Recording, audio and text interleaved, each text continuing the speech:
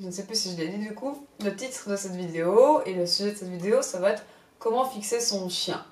Alors déjà, premier point, qu'est-ce que ça signifie fixer son chien? Fixer son chien, ça signifie attirer son attention pour qu'il vous écoute. Ça signifie que le chien a toujours une petite part de son cerveau branchée sur vous et que quoi qu'il se passe, il va vous écouter et il va s'en référencer à vous.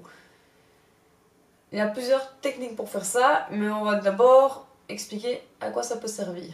Donc, le deuxième point, à quoi ça sert. J'espère que mes explications sont claires, je vous assure, c'est pas évident, enfin, j'ai l'impression que c'est pas évident à expliquer. Alors, par exemple, si vous vous promenez, bon, moi je vous conseille quand même que si c'est dans un endroit où il y a des voitures, tenez votre chien en laisse, mais bref, admettons que votre chien n'est pas en laisse, et qu'une voiture arrive, qu'il ne vous faille pas 10 minutes pour récupérer l'attention de votre chien et pour qu'il revienne à votre pied ou qu'il se mette de côté. Il faut que l'ordre soit rapidement écouté et exécuté. Donc ça, si vous avez un chien fixé sur vous, il va pas mettre plus de quelques secondes pour obéir et voilà, c'est pas parce qu'il est en train de renifler une haie qu'il va pas vous écouter, il est fixé sur vous, il fait ce que vous lui demandez parce qu'il fait attention à vous. Donc c'est pas question de dominance, soumission, c'est vraiment parce qu'il est concentré, il est toujours un petit peu concentré sur vous. Moi j'ai un exemple super concret qui montre bien les différences entre un chien fixé et un chien pas fixé. Donc j'étais en promenade avec mes 3 chiens, donc Whisky, le petit qui fait la sieste là, Neko, mon border collie, et Oka, le malinois de mon père. Tout va bien, on se promène, on est en liberté parce qu'on est dans la campagne. Et puis, un chevreuil apparaît. Whisky ne l'a pas vu, mais Neko et Oka, eux, ont bien vu le chevreuil. Le chevreuil les regarde et puis démarre en courant. Je me dis merde, est-ce que je vais savoir les récupérer? Donc évidemment, les 2 chiens commencent à lui courir après. Je rappelle, et qu'est-ce qui se passe? Neko directement, mon border collie, demi-tour, il va chez moi tout content, pas de soucis. L'autre, malinois, n'est-ce pas? Comment vous dire qu'il a fallu une demi-heure pour la retrouver. Donc Oka, comme elle n'est pas du tout fixée, en tout cas sur moi et même sur mon père, pas trop. C'est un chien qui est un petit peu dans son truc. Et bien, elle était vraiment dans son mode chevreuil, chevreuil, chevreuil. Elle est partie après, elle a disparu pendant une demi-heure, on l'a appelée, on l'a cherchée. Bref, pour la retrouver, ça c'est bien fini. Et voilà, ça montre bien un chien fixé, un chien pas fixé. Ici, comme mon chien était fixé sur moi, mon écho, mais voilà, et même malgré qu'il y avait l'excitation du chevreuil, etc., il y a une petite partie de ton cerveau qui est toujours connectée à moi, à Marie, et il est ah, maman me demande de revenir, alors je reviens. Ok, pas du tout. Donc voilà, ça c'est ne serait-ce que pour la sécurité de votre chien, et parfois même la vôtre, c'est vraiment super utile d'avoir un chien qui est un minimum concentré sur vous. Alors, vous allez me dire, c'est bien beau tout ça, ça a l'air vraiment génial d'avoir un chien fixé, mais comment est-ce qu'on peut créer cette fixation?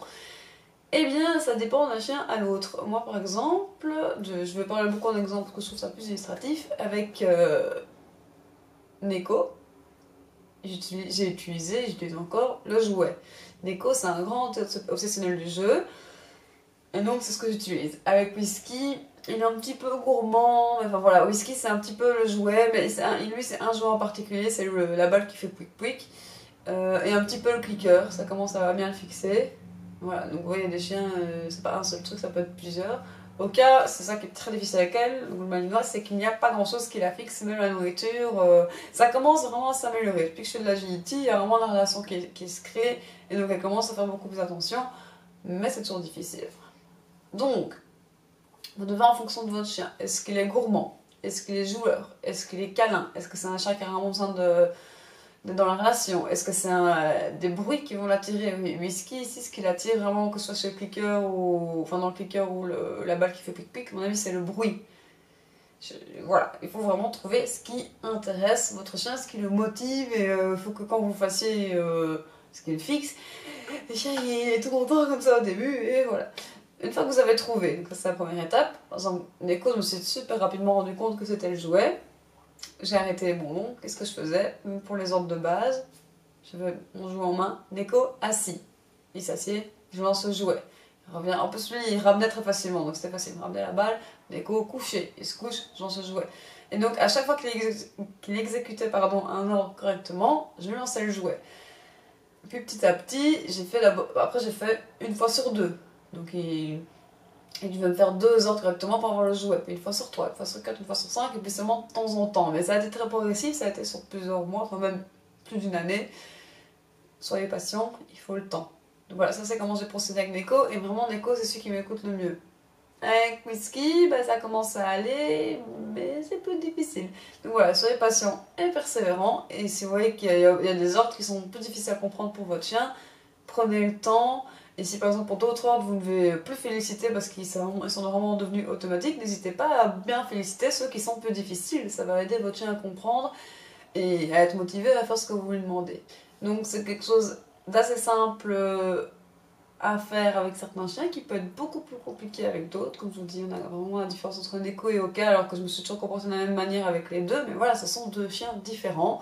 Il y a la race qui peut jouer, mais pas que. C'est vraiment un chien, quelle que soit sa race, c'est un individu à part entière. C'est parce que, bah, soi-disant, je sais pas moi, on dit que les Jack Russell, c'est quand même relativement têtu et ça a beaucoup de caractère. Vous pouvez avoir un Jack Russell qui est vraiment un pur Jack, mais ouais, il est tout doux, tout sympa, hyper malléable.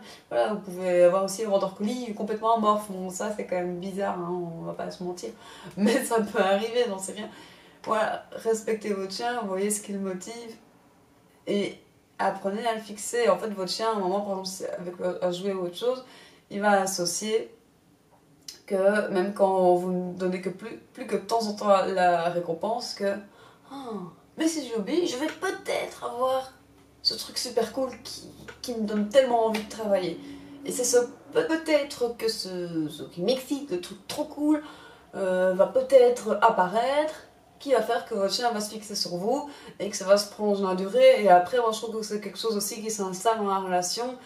Et que disons que l'objet pendant un temps, c'est juste un moyen de créer ça, mais finalement, c'est quelque chose qui peut tout à fait continuer dans la durée sans quoi que ce soit. Et Neko, sans jouer, il écoute. Et quand je vois qu'il est un petit peu difficile, pouf, un bâton, et hop là, ça y est, c'est reparti, quoi. Donc voilà, j'espère que vous avez compris à quoi ça sert, ce que c'est de fixer un chien et comment le faire. Je pourrais peut-être faire une vidéo un peu plus explicative sur comment créer ça, mais si tu voulais être assez bref pour faire une vidéo pas trop longue, qui passe juste en revue les points principaux de la fixation du chien sur son maître. J'espère que cette vidéo vous aura plu, qu'elle vous aura aidé et que vous pourrez appliquer ces conseils, ces idées à votre chien. Et voilà, en espérant vous retrouver bientôt dans de nouvelles vidéos. N'hésitez pas à liker, commenter, partager, tout ci, tout ça.